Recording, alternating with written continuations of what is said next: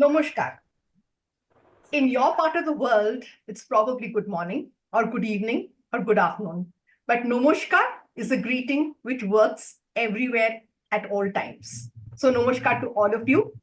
And my special thanks to Ananke, with their focus on the global South.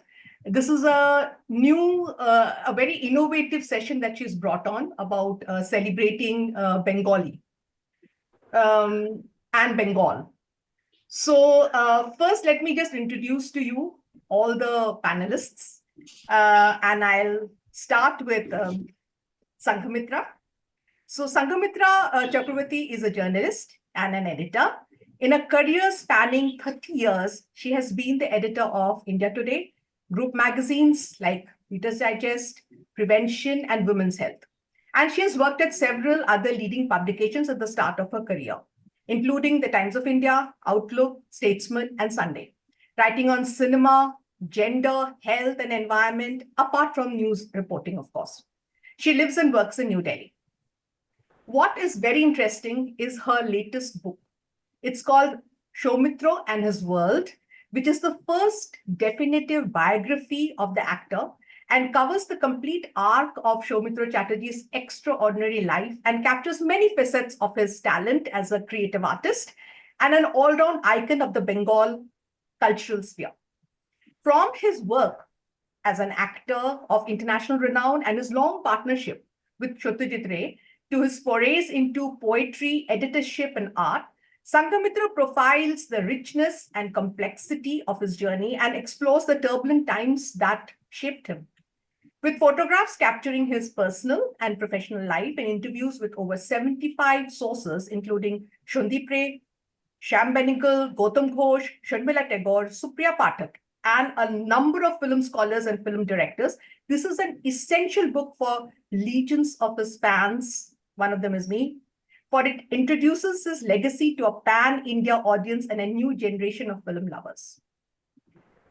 Dr. Madhurima Vidyarthi is an endocrinologist trained in Kolkata and London and a fellow of the Royal College of Physicians, UK. She has always been a passionately committed writer. Over years, she has written articles for The Statesman, the Kolkata edition, educational documentary scripts and content on Satyajit Ray for PricewaterhouseCoopers CD-ROM. But her enduring love has always been fiction. She writes across a range of genres and age groups. Her books are My Grandmother's Masterpiece, Munni Monster, and The School for Bad Girls. She has contributed a short story to an anthology of short fiction by Indian and Italian writers titled Bridge of Stories. Her first book for adults, Job, Charnock, and the Potter's Boy, is due to be published by Nyogi Books later this year. And like The School for Bad Girls, explores her beloved Kolkata through historical fiction. And now we come to the young man, Priyankar Gupta. He is a pre-visualizer and a creative consultant in the field of media, advertising, and podcast design. He has worked at various publishing companies across the globe as an illustrator for children's books and books for young adults since 2006. He has been a mentor in various design schools across the country, teaching various forms of visual narratives. Currently, he is a faculty in the Digital and Media Arts in Srishti Manipal Institute at Bangalore. Welcome to all the three panelists. And I'm Sutapa Basu. I'm a writer, educationist, and writing coach. Over the last 10 years, I have published 11 books in various genres like historical narrative, thrillers, nonfiction, literature for young adults and children. I have also translated Bengali heritage literary work into English. And I'm happy to say that some of my books have won book awards, and some of them have been prescribed as supplementary reading in many schools.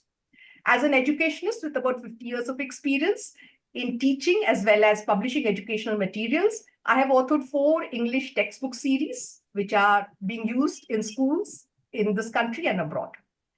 I also mentor teaching faculty, children, and aspiring writers at my entity, Sutapa's studio, and I speak on my podcast, The Sutapa Basu Show, and write on my website, sutapabasu.com. So that's me. Now, let's talk a little about what this session is going to be about. So, celebrating Bengali, we cannot restrict it just to the language, because its cultural flux has been spearheaded by the people of the region, the quintessential Bengali. So, as I was discussing with Madhurima this morning, 3 রকমের বাঙালি হয়, খাঁটি বাঙালি, প্রবাসী বাঙালি, and Bengali by choice. So, what is Khati Bengali? Khati Bengali are people who live in West Bengal. They've been born and raised in West Bengal and never want to leave the state or Kolkata. And you will always find them, they never leave their umbrellas at home. It's always with them when they go out. And when they're coming back from office, they would be always having the jhalmuri and, the tea in the earthenware cups as they are going back in the local. So that is your Khati Bengali. What is the Probashi Bengali? Probashi Bengali are Bengalis who have been born and raised outside Bengal, but cling on to the Bengali heritage, culture through art, music, food, and so on, and the language, of course. So if one Bengali meets another one, baire kothao, it doesn't matter. They have to speak in Bengali. It doesn't matter whether the other people in the room understand or not.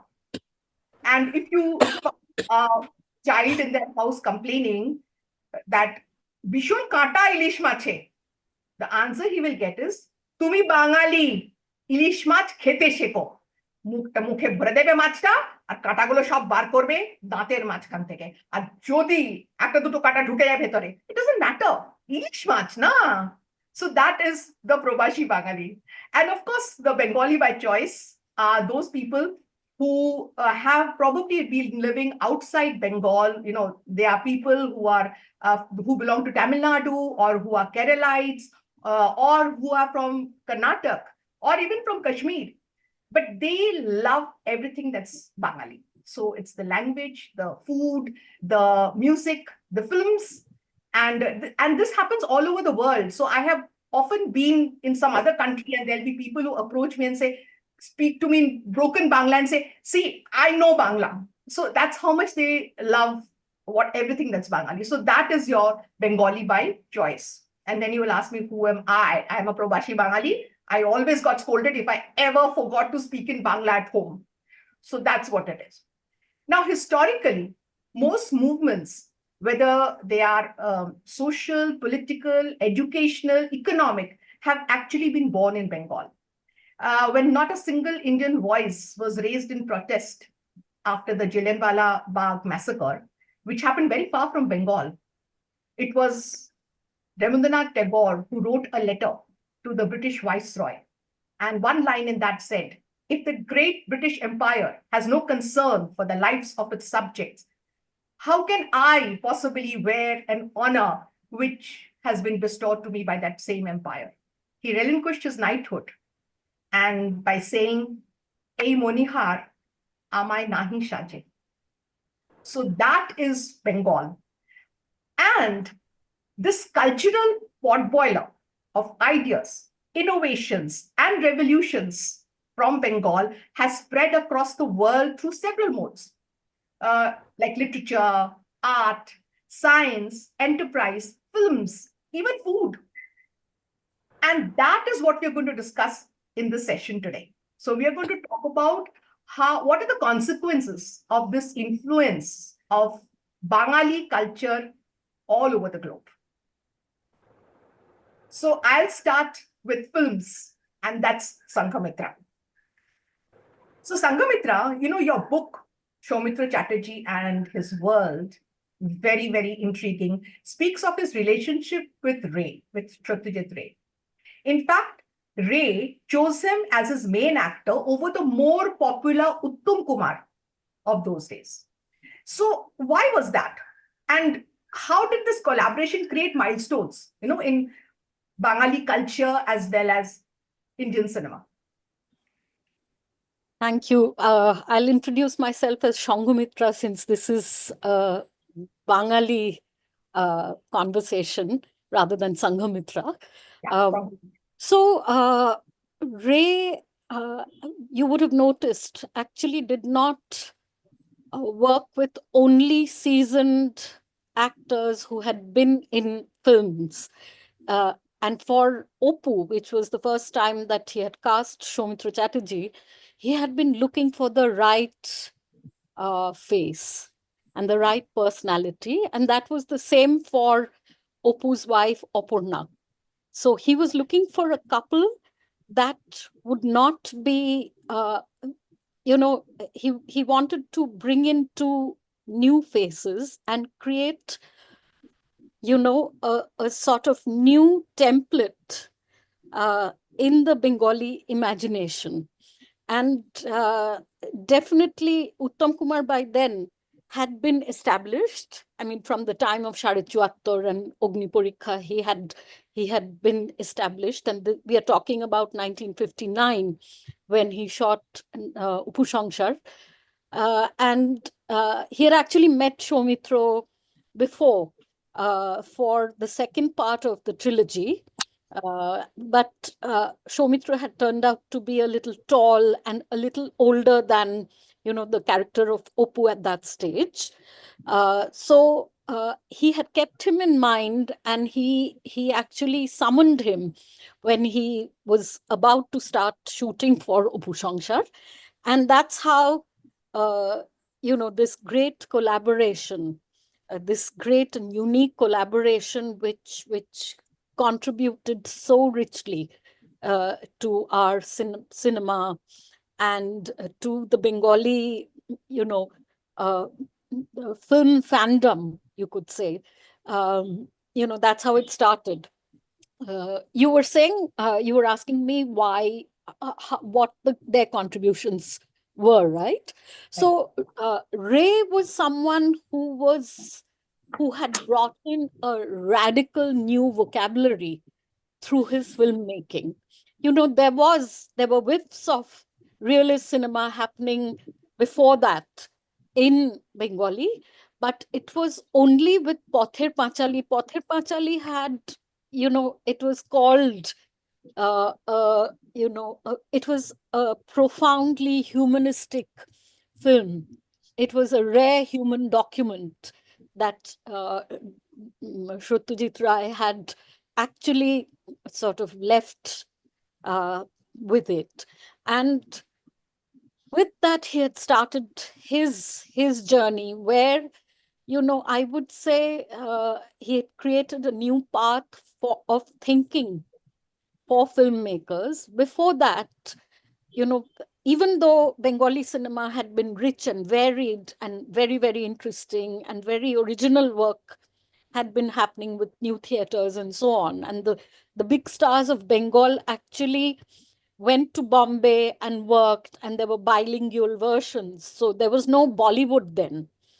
But with the coming of Ray, that sort of changed the way the audience looked at cinema, the kind of acting, the kind of natural acting, the kind of pure cinema, by which we mean that, if you recall certain moments in Pathir Pachali and some of the other films where there were drops of rain falling on a bed of water, or Yes. There's this Running through Mishtiwala who is carrying his bhar, Yeah. Mishti bhar, and a train of children are following him along with a dog. Images that have been left in our, and later on, say with Charulata, where we see that the lonely Charu is walking around the house, looking at the world through her long net, and so many other scenes. So it I don't really need to sort of verbalize it, but this is what he gifted us. This is what he gifted both filmmakers and Bengali audiences, in fact, Indian audiences, that shaped not only a new generation of filmmakers, but created audiences that started demanding more. And of course, he had his own influences, and that sort of shaped him.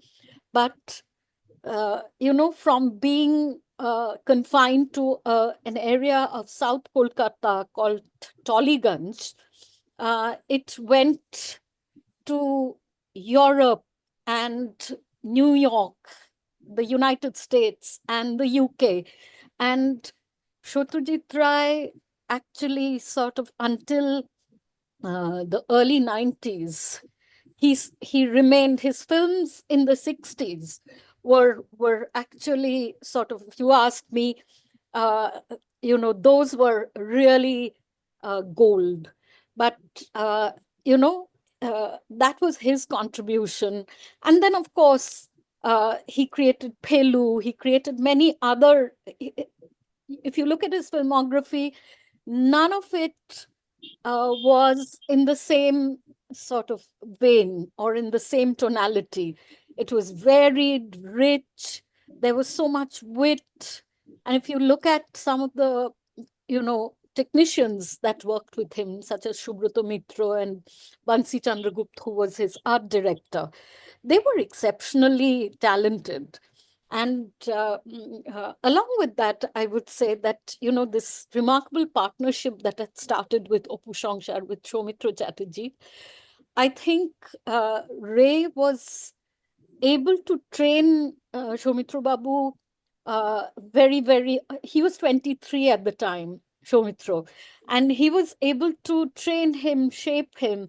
But Soumitra himself was also someone who was a thinking man. He was a sensitive man. He was a writer. He was a poet. He used to doodle. And uh, he had also been profoundly impacted by Rabindranath, as well as the mentorship of Shishir Bhaduri. So he was no ordinary young man either. He knew how to listen deeply, accept with accept wholeheartedly, and their collaboration has have created, at least through the 60s and 70s, they've created milestones in cinema, not just Indian cinema.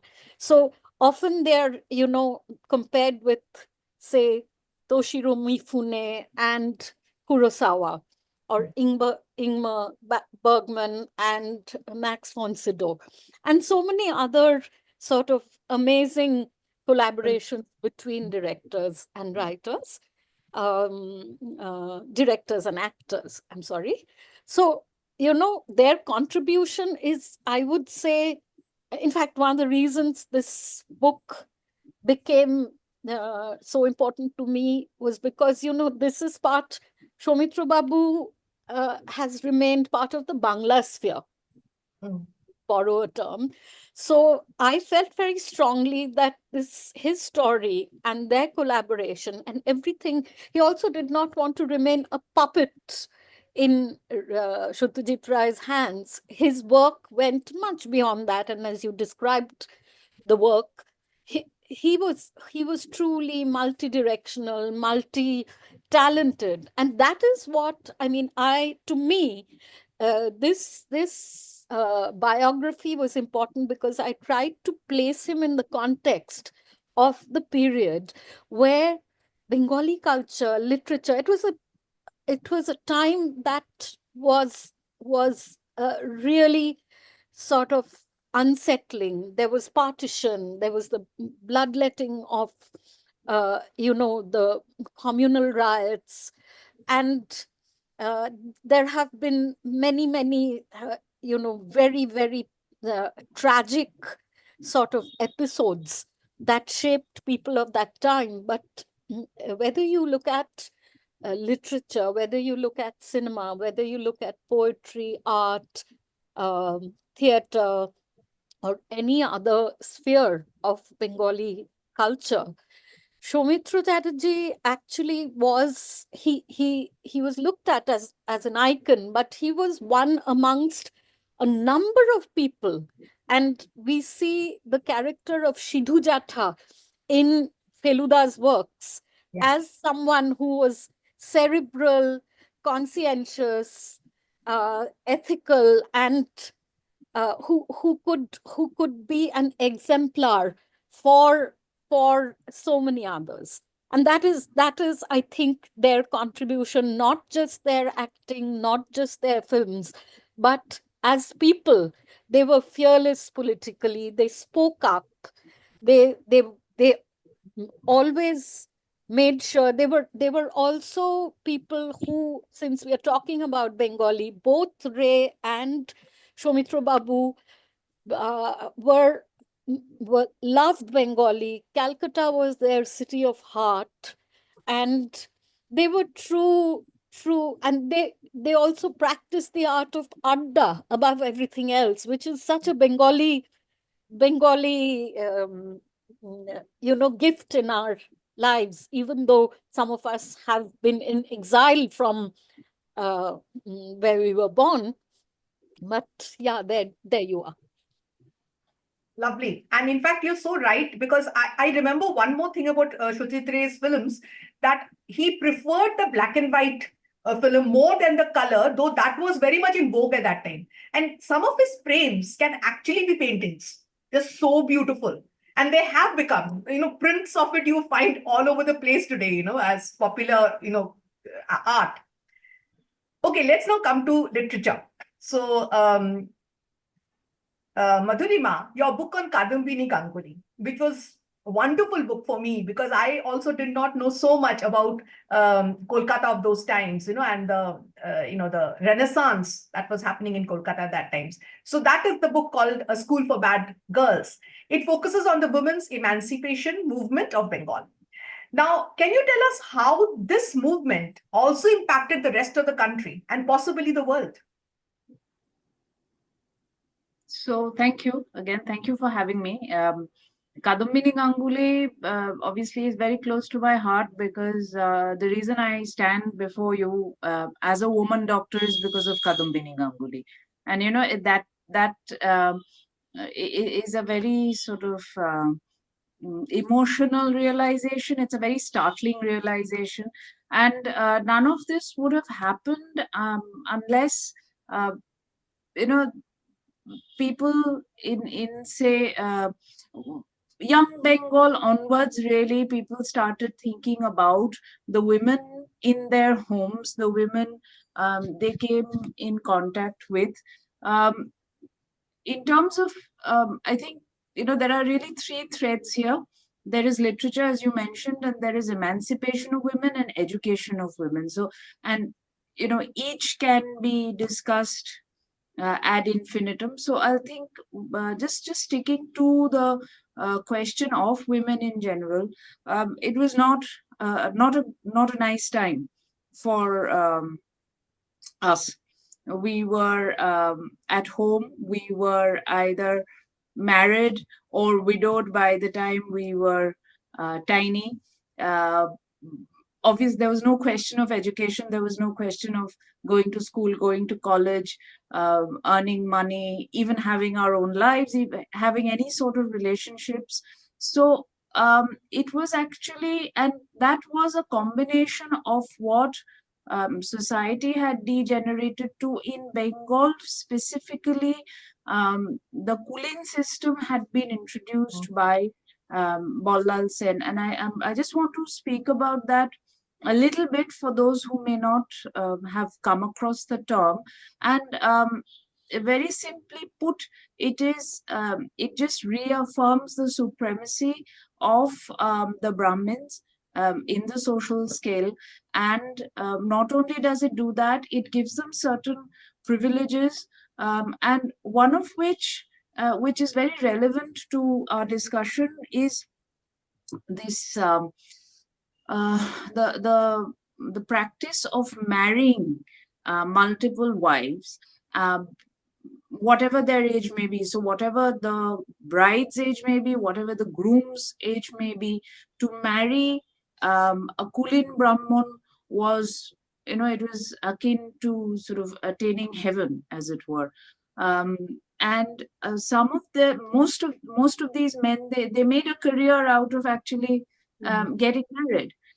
They would go around, marry little girls, maybe spend the wedding night and then leave. And they actually had a list of all their wives in all their different villages, And so that they could given a dowry kind of a thing. That's how they earn money. huge dowries. And like I said, that is what they would live off. And every year they would come around to reaffirm their position as this little girl's husband, collect some more money, and then disappear for another year or so. And you can sort of think about what sort of social structure, what sort of social situations resulted from that. Widowhood was also very common, simply because there was such a great disparity between between the ages of the bride and the groom. Little girls were married off to men old enough to be their grandfathers on the men's deathbeds, simply so that the girls were married. That was the only sort of aim. The moment a girl child was born, that was the only aim. And because by then sati had been outlawed, there were all these widows. A lot of them were sent off to Brindaban or Kashi, and that again is something that is a recurring theme in Bengali literature of the time. That the widowed mother, the widowed aunt, is sent off to Kashi, Brindaban, wherever. You see that in Porinita, for example, where the mother, it's there in the film as well. Famously, you see it in Chokher Bali. Yes. So, all of that. But obviously, if you have these young adolescent widows, there is trouble. And the trouble was dealt with very simply. There are documented facts that widows or young girls, unmarried girls who fell pregnant, for example, out of wedlock, were murdered. They were poisoned by the family, by society, by neighbors. And it was actually a situation like this, an incident like this, that got Dwarokanath Ganguly, Kadumbini's future husband, and he started taking an interest in the plight of women at that time. Now, obviously, before him, there was Ram Mohan. You can't sort of get away from that. Ram Mohan, and then Vidyarthi, who had the two landmark sort of positions of A, outlawing sati, and B, the Widow Remarriage Act, which had then come in. Now, the Widow Remarriage Act was notoriously difficult to actually implement, even though it had the support of legislature. And there are instances of where a wedding has been arranged between a widow and a man who has agreed to marry the widow, and then some neighbors, some busybodies, or some relatives of either side have actually abducted the widow and taken her away, forced her to live somewhere else, and then another group has gone and brought them back. So it all very sort of volatile and violent, but many successful widow remarriages in spite of that. So if we go from chronologically from Ram Mohan to Vidyarthi, and then further down to the sort of the period that I worked with, which is the 1870s. So that is when this group really came into their own. Dwarokanath Ganguly, Anand Mohan Ghosh, Monomohan Ghosh, Durga Mohan Das, all of them, they were a core group who were involved not only in the empowerment of women, but also in education, in social reform, in religious reform. They were all Brahmos, and part of the Brahmo creed was, it sort of tended towards washing away religious dogma, superstition, and by extension, it worked for the welfare of women. Now, obviously, like everything else, there was disagreement about how much is appropriate, how much is it adequate. Do women really need education? If they do, how much do they need? Shouldn't it just be enough to give them the rudiments of learning? So that was another movement altogether. But I think it was from that time onwards, 1870s onwards, that there was definite legislature for the empowerment of women, to give them certain rights. There was something called the Brahmo Marriage Act of 1872, which specified that a girl could not be married before she was 14 years of age. That had never been sort of considered, thought about. Yeah. And it's about the same time that you hear about the sort of the horrific murder of a young girl called Phulmoni, who basically died as a result of marital rape. And her husband was not hanged, but he was not convicted of rape, obviously, but he was convicted of murder. And from that point onwards, there was movement. There were scientific debates about adolescence, about the suitability of marriage before and after a certain age. And also at this point, Rukmabai's case in Mumbai contributed, and something called the Age of Consent Act was passed in 1891. So like everything else, work in progress. But I think at least there was intent. At least there was thought about women. We were not just brushed under the carpet or left in the Andor Mahal like we had always been. In fact, আমার মনে হয় কাদম্বিনী দেবী মানে she was the first woman doctor even before and she got her certificate from UK even before English women became before. Sorry, that last bit was. Yeah, what I'm saying is that she was certified. She was given her certificate as a doctor even before women from UK got it. I mean, English women also did not get that is the graduation. Okay, so in terms of college education, Kadumbini Ganguly and Chandramukhi Bose were the first women graduates in the whole of the British Empire. Yeah. That itself is a big milestone. Yeah, and people sort of say Prathom Bangali Mohila graduate or Prathom Indian. It's not only Bengali or Indian, it is in the whole of the British Empire. That was 1883. Because what had happened was there were women colleges in England. There was Girton, which was in Cambridge. There were many other colleges, but none of them actually gave these women a degree. They could do courses, they could enroll in courses, they could do exams, and then they were just given a piece of paper saying this has been satisfactorily completed. It was not till 1888 that there was this lady called Arabella Clement Gunn who completed. She was the first woman in the UK to graduate with a bachelor's degree.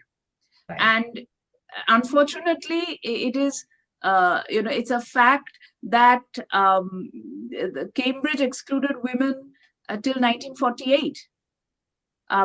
Oxford excluded women till 1920. So all these sort of bastions of learning that we aspire to or hold up as shining examples were actually fairly backward in these terms. So that is college education. And as far as medical degrees are concerned, Kadambini went on to Calcutta University. Now, there is this, she was the first Indian woman to qualify as a doctor in Southeast Asia.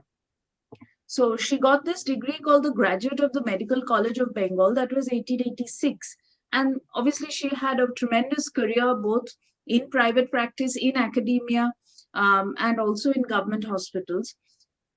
As a matter of, if we look at facts, Anandibai Joshi was the first woman to qualify, but she qualified in the United States of America.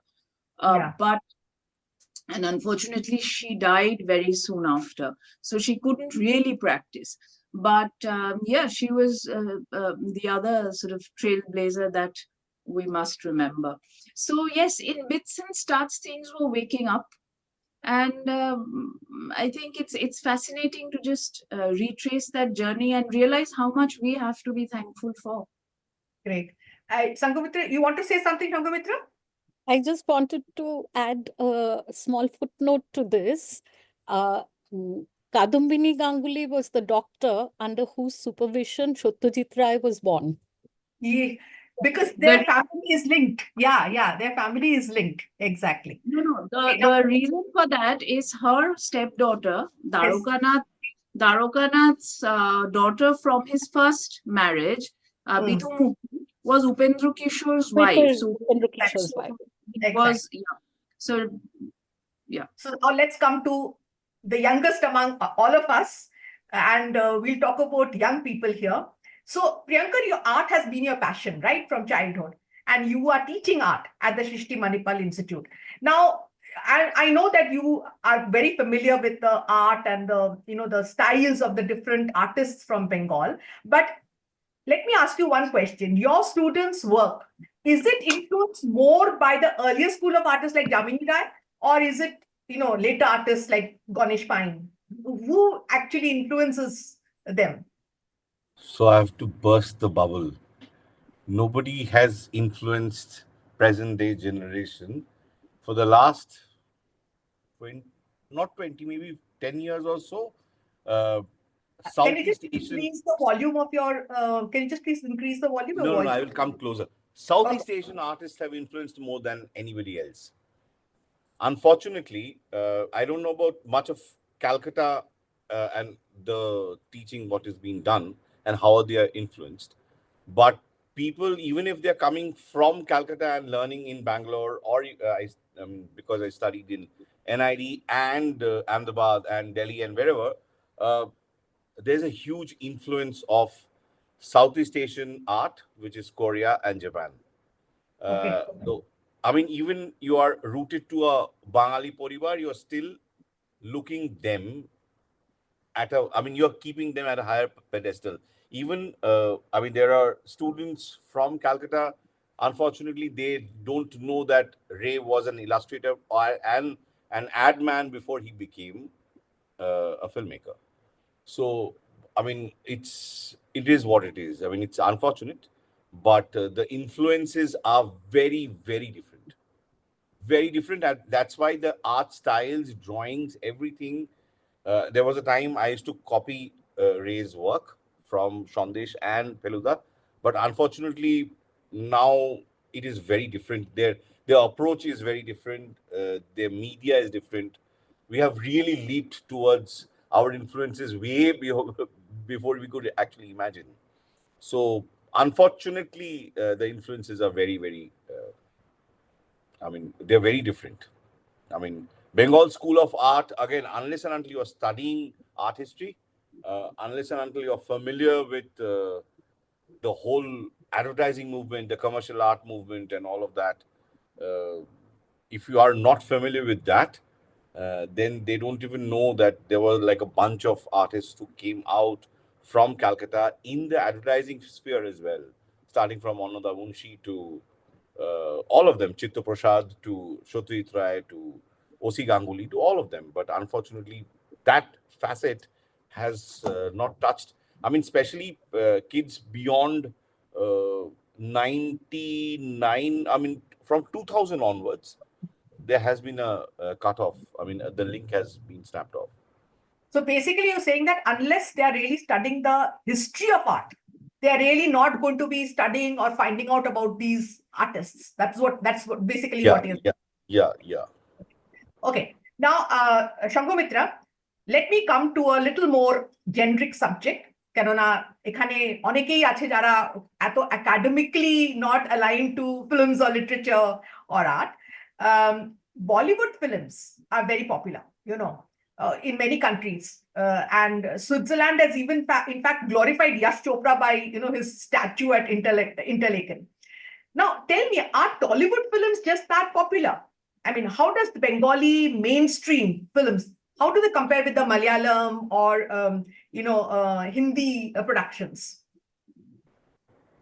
Well, earlier I was saying that there was a time when, Indian cinema meant Rai cinema, Ghatak cinema, and Mrinal Sen's cinema, but mainly Satyajit Ray. And there was a time when Raj Kapoor was very, very popular in Russia and Eastern Europe. Even now, I think.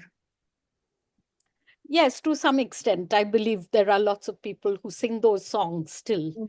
Now, the thing is that the impact that Bollywood has had in, say, the last 40 years has, I think, sort of completely wiped out, what was created with, the Ray Ghatak and Sen, and even the parallel cinema movement that came with Shyam Benegal and, the Basu Chatterjees and the middle of the road films also. Now, we live in a completely different world. And I think the Bengali diaspora, no matter where they are, whether they're in, Boston or Birmingham or Beirut, I don't know, there must be a Durga Puja there as well. So we do know that everywhere, I think uh, the language films are being taken through newer platforms of this era. If you look at all the streaming platforms, and if you look at different ways, I think younger people don't even bother about that. They just find free flat platforms there was a time when people downloaded films, but now even that is gone. So there are streaming platforms where you can watch your favorite films. Obviously the popularity of Bollywood, the song, dance, melodrama, and everything else that it is identified with has now become national cinema. Having said that, in recent times, Malayalam cinema Yes. and cinema from, Telugu languages and Tamil languages, I have to say that I'm not very familiar with all of it, but their popularity has also been tremendous. And to be honest, just like Priyankar said, that, there are no holy cows anymore. Our children, this generation, my son is a master's student in a university in Europe. So for them, a good film is a good film is a good film.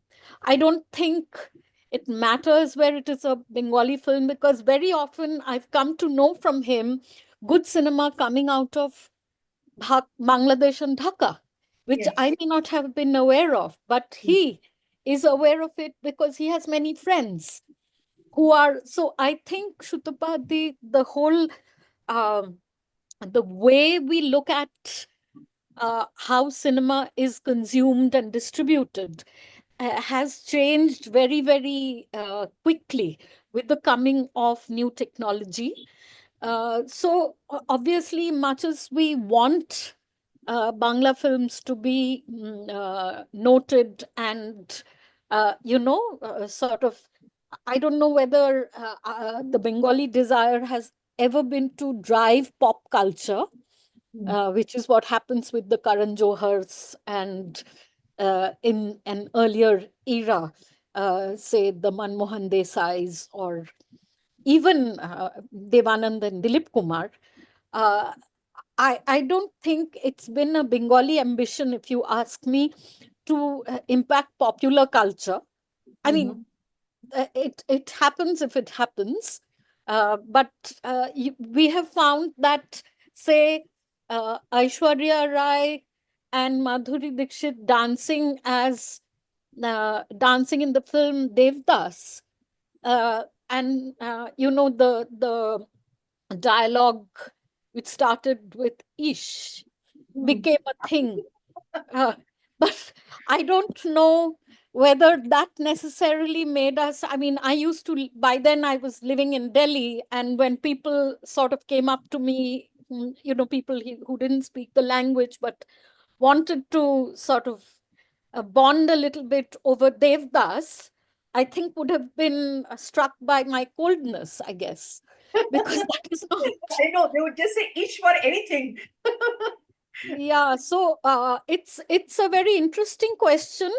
Well, culture, its impact and what it does.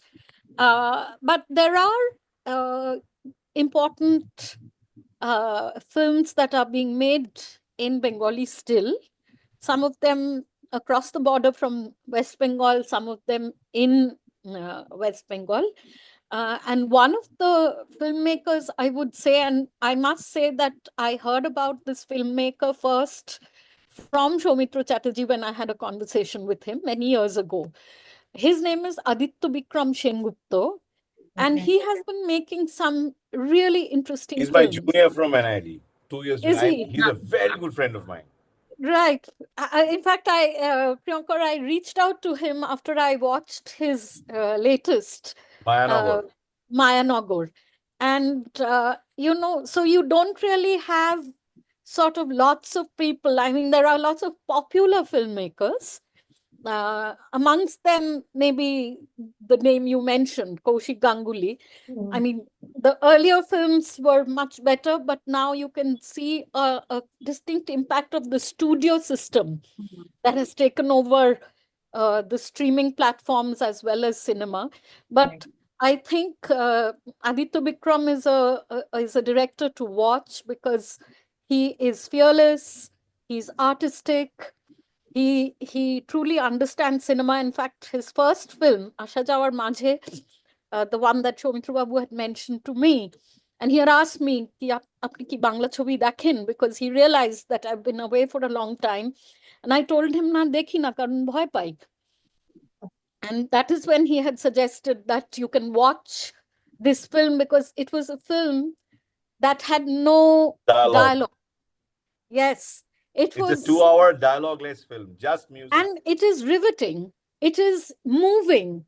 It is something that leaves you, no matter where you are in the world. And that is what reminds you of today's world, that no matter whether you're sitting in Iran or whether you're sitting in South Korea or you're sitting in any of the Scandinavian countries, it really doesn't matter, because cinema is cinema. The language of cinema is universal, and it just makes you sort of connected to the rest of humanity in a profound way.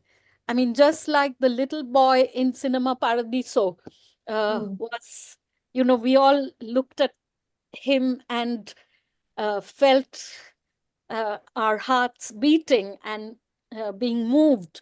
And what if, because that is the impact of cinema, and that is why it is such a powerful medium. It has become in the 20th and 21st century. This is not taking away from literature, because books are our saviors, and we often take refuge in the pages of a book when this brutal world can sort of seem overwhelming. So let me just say one thing here. You just spoke about young people. So I have an 18-year-old grandson who has discovered Satyajit Ray film. So I asked him that, you don't know so much Bangla. His mother is from UP. So I said, you don't know so much Bangla. How did you understand it? He said, oh, it's dubbed, so I can read. And he loved it. So that is what is happening. The younger generation are discovering again the Ray and so on. So let me go back to Priyankar first. Can I just make a point here, Sutapa? Sorry about this sort of move. It's an extension of what Sanghamitra Devi was saying. The cinema of the so-called golden age, Bangla film, what is something that we still hold as the absolute gold standard, and we keep harking back to it. And even the films which were sort of, between out and out commercial and say Satyajit Ray or Mrinal Sen, there was a sort of a mid path Yes. for a lot of films like Shatpa Ke Badha, Ba Tin Bhubaner Pare, which had boy meets girl, romance, Gaan, etc. But they were also very strongly rooted in literature. And I think that is something that has defined Bangla films. You know, they are very strongly rooted in literature, and therefore it is that stamp that That is makes why there was a time when films were called boi. Yes, exactly ওই কারণেই. yes. So Okay, Sorry, interrupted you. let's just no, move no, on. that's it's Yeah, let's just move on from the films. Priyankar, today artists are experimenting with a lot of art forms, right? So street paintings are very much there. Light installations, they have become very popular. And, I think people from Chandanagar teams are going abroad just to put up these beautiful light installations. Oh, I think last to last Pujo, মানে পুরো রাস্তাতে nearly 2 kilometre আলপনা দেয়া ছিল, মানে students, মানে art স্কুলের স্টুডেন্টসরা আলপনা দিয়েছে। মানে these are also art forms and very very special to Bengal, I think. So do you think that these people are pioneers? They are also bringing in a language, a style which is different. Yeah, absolutely. I mean, I don't know. It's very difficult to call pioneers because Alpona came way before even Yeah, but Shantikedon got it, and even before রাস্তায় that. আলপনা দিচ্ছে। I mean, if you think about that whole thing of Ajanta Ellora, it comes from there or even before. So that's how Nandalal got it, and then it comes to Shantiniketan, and then from there, Alpona comes in. But again, influences or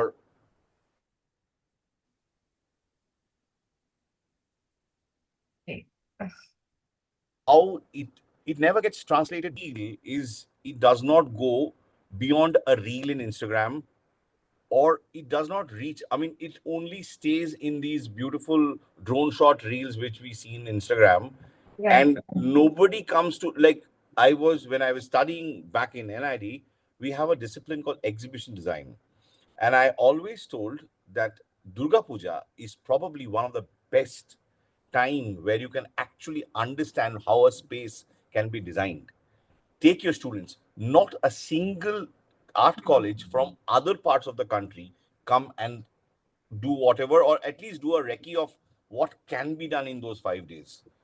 It's outstanding how people have. I mean, you can have a debate of whether it's Sarbojonin, whether it has shifted towards art or non-art and too intellectual, non-intellectual. I'm not getting into that, but sheer skill is outstanding. But unfortunately, the whole of India does not know.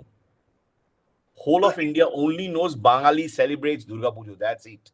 But the whole concept of art getting involved in a puja takes a backseat.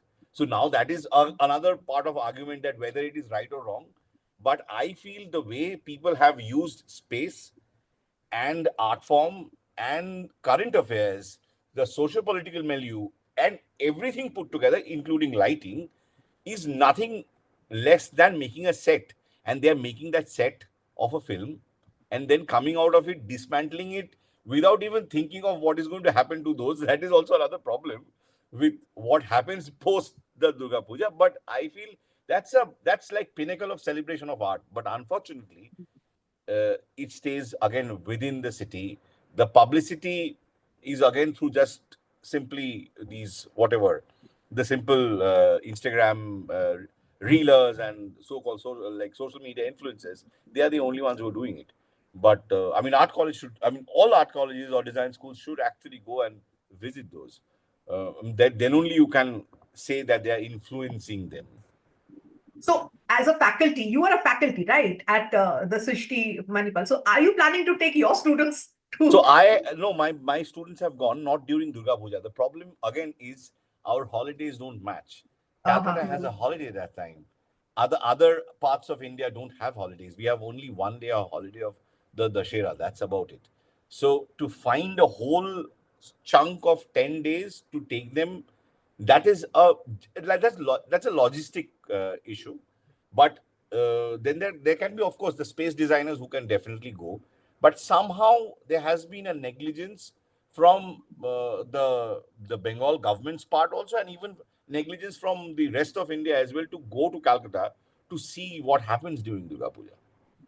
Other And I than think just also, having jalmuri and biryani and all of that. yeah. I mean, that is there, but But I think media also plays a part in this. They should also promote and there publicize. has been some documentaries. I'm not saying there hasn't been, but many of them don't know.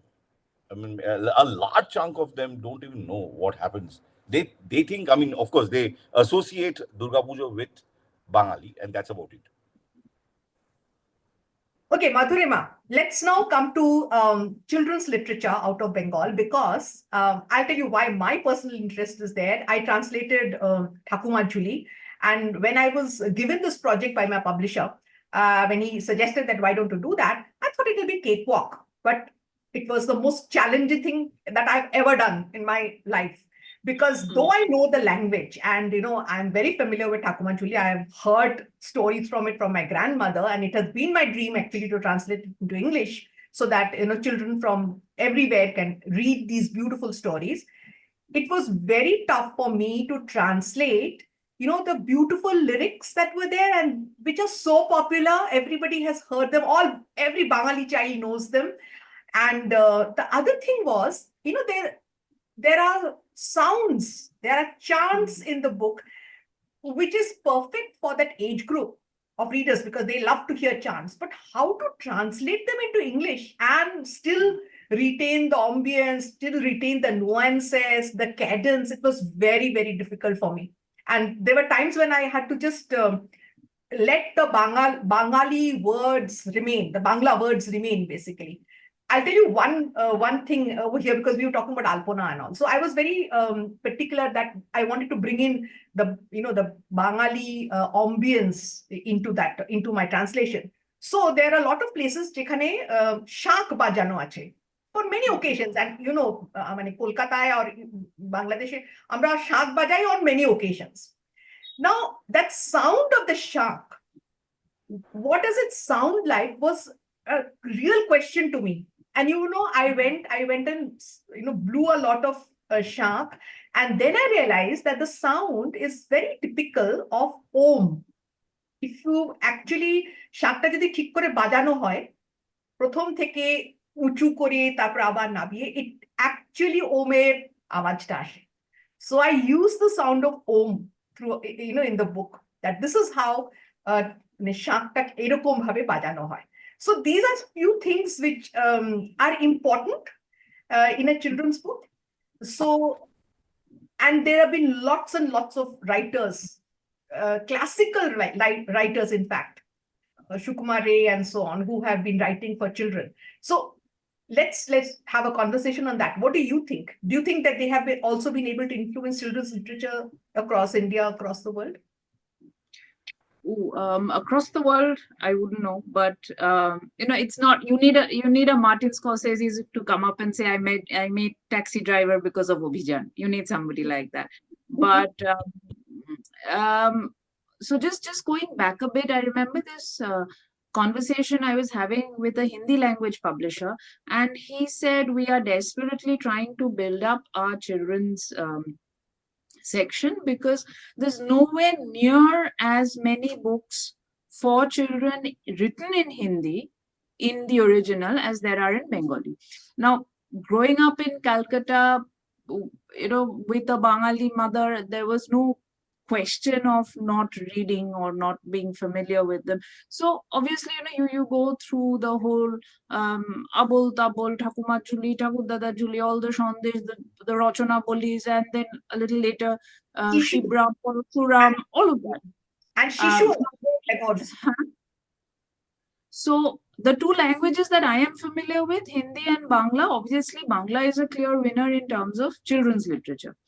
And I think I still belong to that generation which was influenced to a large extent by Satyajit Ray and his family, by Feluda and Shunku, though, and then you sort of learn to look at Feluda objectively, which is fine.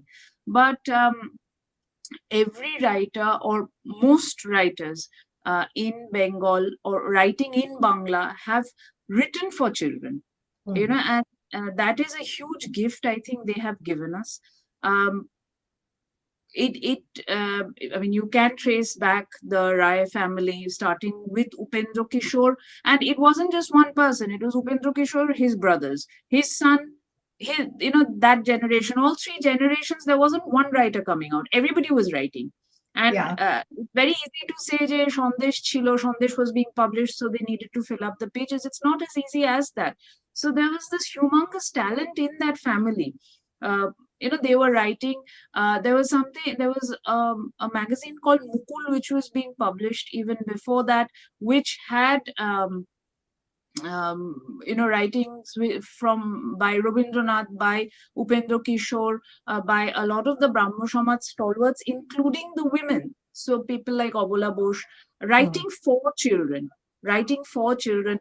Nojrul, whom you associate with protest or with his fiery songs, with his Nojrul Giti, he wrote for children. And you know, the choras that we all grow up with. Everybody grows up with a chora, and these books, Bhor Holo, Dor Holo, you know, all of those very, very, I think, typical things that we take so much for granted actually came out of some of the best minds in Bangla at that time, and that has thankfully continued. I mean, every time you go to the book fair, you see these new publishers, these new stalls, lots of books for children. It is debatable again. Obviously, the quality will vary, and the more people publish, the more there will be a mix of, you know, of varying quality, I will say. But I think that is a thriving scene in Calcutta. So I mean, still, and I am very grateful. It is also something that we need to go back, re-examine, and maybe carry on doing, because like I was saying, film, literature, music are interconnected, and you can't look at any one in isolation. Definitely, my personal writing has been influenced by what I read growing up. And you know, if I had to pick one writer, I would pick Sukumar Rai, not Satyajit Ray. Sukumar Rai, I mean, that man's genius was, you know, it has to be read to be believed. It has to be, you know, his Abul Tabul or Hojaborola, the points he makes. It's all very political, but it is also actually parodies, you know, and it's all cloaked in this very innocent mask of humor, of comedy, of parody, as you say. So it's brilliant. It's brilliant. So there is something for everybody, and I think, unfortunately, the term children's literature has stuck, whatever language we are talking about. But you can read them every year of your life and find something to take something new that you have not realized before. In fact, I got a letter from a lady who's a Bangladeshi, but living in Canada. So she wrote to me saying that, I'm so happy that you've translated Thakuma Juli into English. Now my grandchildren who have never been to India or never been to that part of the world will be able to now read it in English and enjoy the stories that I enjoy. Yes, I think this is also the problem that we have, you know, what Priyankar was saying about awareness or the lack of awareness. Because I have written about Kadambini Ganguly in English, more and more readers who do not know Bangla or cannot read Bangla with any felicity are learning about her story. I have had many people come up to me and say, oh, we didn't know that. And these are people who don't belong to Bengal, maybe, or, you know, they are probashis, or even I met this lady doctor in England very recently, and she's a Bengali. She's been there for, you know, ever. She was born there. And she was absolutely fascinated because her daughters are doctors. And this is obviously a very tangible part of her heritage, but she didn't know it. So, you know, that sort of thing, I think we need to come out of this slightly self-sufficient or self-satisfied bubble that we occupy, and maybe make concessions to reach out to people in a way that they will understand. That may I, be a contentious statement, but that is what I feel. so that's what we're doing. And since there is a positive time, I'll have one question for each one of you, because we have not missed out a very important element of Bengali culture, which is music. So I will put this one question to each one of you. How do you think music has, because literature, art, films have all, sort of spoken about social issues, have spoken about protests and so on. How has music influenced all that, or how has music been woven into it? I mean, I can give you, of course, one example of Chandalika, written by Tagore, which is a dance drama and which is about a social issue. Absolutely. So, similarly, let's start with Priyankar. Can you tell me how music has influenced art? So, I mean, if you're talking about Bangla music, of course, I mean, if you talk about Ghatak and Ray, there is definitely a huge influence of it. But there is, of course, there is Sholil Chaudhary, who plays a huge role in the people's movement, especially in the 60s and the 70s. And then, of course, it comes to the late 70s with Gautam Chattopadhyay, who's called the Bob Dylan of Bengal, and so on and so forth. So, and then the Jibonmukhi starts in. Of course, the Bengali intelligentsia shun them off because you have to put Tagore at the pedestal and can't put anybody else. But I beg to differ. And I have a problem with that because I listen to all sorts of music. I've listened to Dylan extensively, John Baez extensively. Um, so it does play a huge role. But again, because I teach young minds, they are massively into the Southeast Asian music. Nobody even listening to British rock anymore. There's a huge influence of Korean pop, which I was told K-pop. Unfortunately, I couldn't figure out what K-pop is for a few seconds till I typed. And then there are Japanese music which is coming in. There are people listening to Chinese music. And yeah, so there is a huge influence of Southeast Asia, which has, and it is also something which I think it has happened because they had a closed door policy for the longest time till they opened it up, and that's the reason why people started watching uh, this thing, Studio Ghibli so much, and then Studio Ghibli is terribly bastardized now because of the whole AI.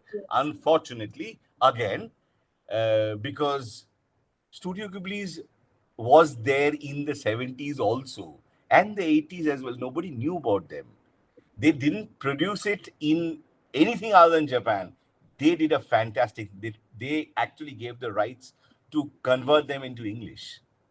And hence it reached like a wildfire to the rest of the world. Anime came in, manga came in, people just got swamped by them. What Disney did in the 50s and the 60s, Japan and China and Korea, they're ruling it now. We really could have gone up. Bengal really could. Bengal really had, I mean, we had Moik Rai Chaudhary, who was fantastic with his comic art. We lost the ship. We lost the bus stop. We lost the bus as well. I mean, I don't know how we will rise up again, but yeah, we really had the potential. So, yeah. Lovely. Sanghamitra, how, I mean, film and music was interlinked, but some examples. I will just add to what Priyankar said. You know, the progressive artists movement actually started in the 40s, and it also sort of spawned the Indian People's Theatre Movement, IPTA, where, sort of protagonists like Himango Bishwas, Sholil Chaudhary, they were actually, I mean, there were squads going out to different parts of the country, and there were movements happening, say, the Telangana movement, or a certain other movement that is happening, say, naval mutiny happening in Maharashtra. And of course, there were a number of movements happening in West Bengal and Kolkata. So, Yes. actually, Bengal and Bengali artists took the lead in protest music and in making music. Even if you look at popular mainstream films, and that is something, that has been so much part of our Indian culture, that if you have dance and music which is integrated into anything, whether it is a wedding or whether it is a pujo, there will always be an element like that. And that is something that films had also integrated. And Rai also did not sort of sniff at it himself, because we find such amazing music that he himself created beyond a point. So I think from there to the years of, when group theater started happening, Ganashangit Yes. got integrated to it. So At another point. protagonist, I would say, is Ruma Guhotakutta Mm. and the Calcutta Youth Choir. Yeah. Yeah, which reminds us, it makes us nostalgic of the old days of Doordarshan Kolkata, which was really like a small room with a few people going in and out of it, and there were frequent disruptions, and that we had to live with that. But that is what sort of Kolkata and Kolkata's music meant. But later on, even after Mohiner Ghoraguli, we had Shumon and we Yes. had Anjan Datto. Mm. And then in more recent times, you have the Chandrabindus. I mean, what was called the Jibonmukhi Gan. Yes. So I don't know why it was called the Jibonmukhi Gan. It's not as though any other kind of music sort of looked away or was anti-life, but somehow there were images that were familiar to us, and spoke about our daily lives, that were captured.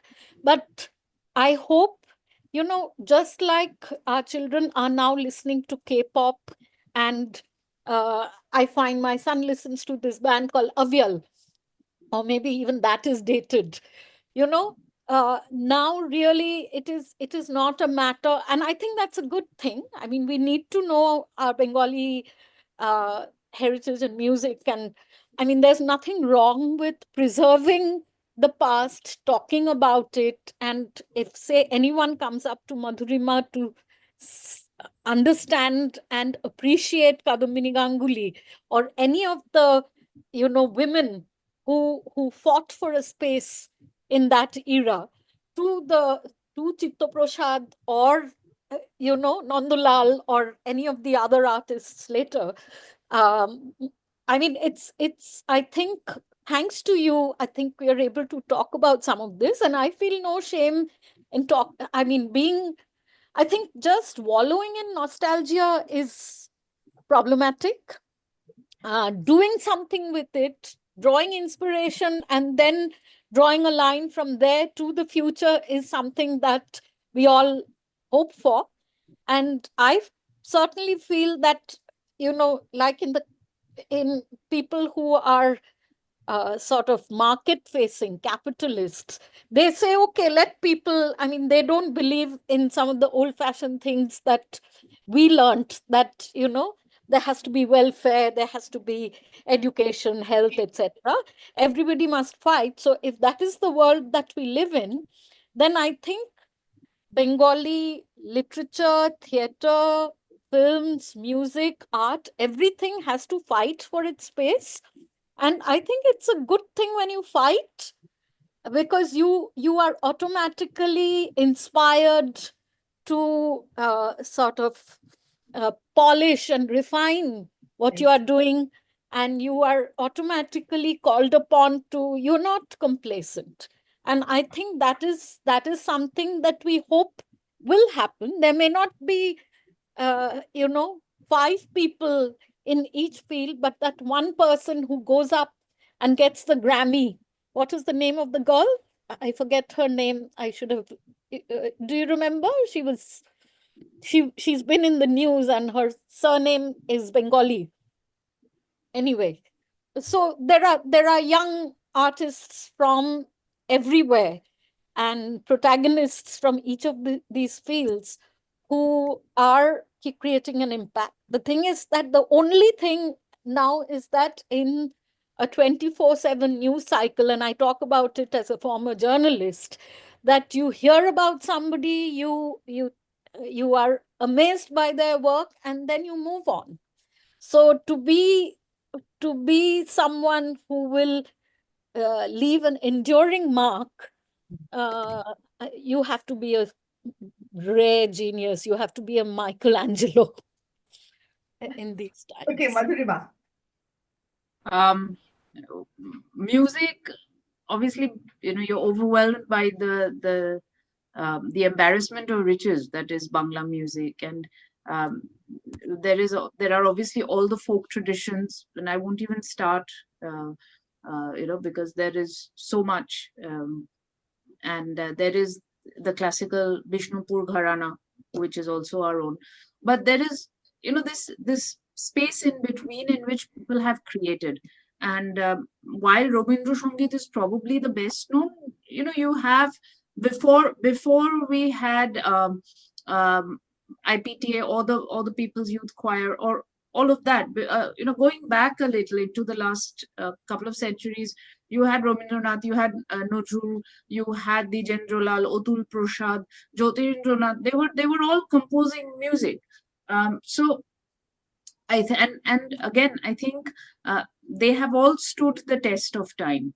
I'm going to talk very specifically about music as protest, because that has always been a characteristic of Bangla music. And I think we can, pick out Rabindranath has had his patriotic songs, so has Nazrul, all of them, the Jendralal, all of them. And I have been involved in the recent Abhaya protests. We were very deeply involved. And, music, even that so-called old or old-fashioned or backdated music has been used again. Not only Shalil Chaudhary, but also Nazrul. And carrying on, Arijit Singh he actually composed a new song, which, he let the protesters use as any way they liked. So I think that is very strongly a part of the Bengali psyche, protest, using music, theater, art for protest, using words for protest. Some of the best slogans that came up, some of them were actually very funny and they were very witty, and that also as part of the Bengali intellect is very characteristic. And one other point I think I would like to make, when I was a child, I didn't much like listening to Rabindra Sangeet because it had to be played or performed in a certain way, and that was dictated by Bishwabharati. But now, because people are open, people are allowed to interpret it in their own way, and that has now been opened up to interpretation. It is attracting I think the new generation of listeners, which is very important. I mean, Rabindranath was the last person to be prescriptive. Had he been prescriptive, he would not be Rabindranath. He himself was influenced so much by Western music. So it was a little silly, really, that this group got together and said, oh, Sri Kholo, this, oh, harmonium, oh, that. So, and I think it's on record that Rabindranath really didn't, he didn't like the harmonium as an accompaniment. So we tend to, not see beyond the facade, perhaps. And that is where I think we should connect with the past, with nostalgia, to see again, as Sanghamitra said, how we can be inspired by it and how we can forge our own stories. I mean, one of the best compliments I had was a 13-year-old girl who came up and said, I never thought I would connect to a story which was set in the 1870s, but I feel it could have been written in this year. So that was great. That was absolutely wonderful. Lovely. And you're right, Rabindranath does never ever allowed his songs to be sung on a harmonium. He always used the esraj or with a kortal and some instrument for drums. That's all. Nothing else. He never used the harmonium. But I wish this conversation could keep going, but then we are really out of time. So I will want to just conclude it here by saying that, yes, in a sense, art, literature, films, music, ideas like, for example, Subhash Chandra Bose, there was a picture of him in my grandmother's bedroom. And I was just growing up. So I said, why have you kept this picture here? I mean, is he still relevant? She said, I said, he's dead. So she said, no, he's not dead. I said, what do you mean? He is dead. So she said, Subhash Chandra Bose is not a person. He's an idea. So that is what is Bengal, full of ideas. But like Priyankar said, and like Sanghamitra and Madhurima, all of us have said that we need to take it out into the world. So maybe it is through translations, maybe it is some way that we need to publicize it, we need to promote it. Let's not wait for the government to do something because they are too busy doing their own thing. So maybe that is the way we can, take Bengal, its culture, its Bangalito out into the world. And that's where I will try to wrap up this. Thank you so much, each of you, for taking our precious time and being here with us on this discussion. It's been a wonderful discussion, by the way, all of us. Thank you so much. Thank you for having me. Thanks.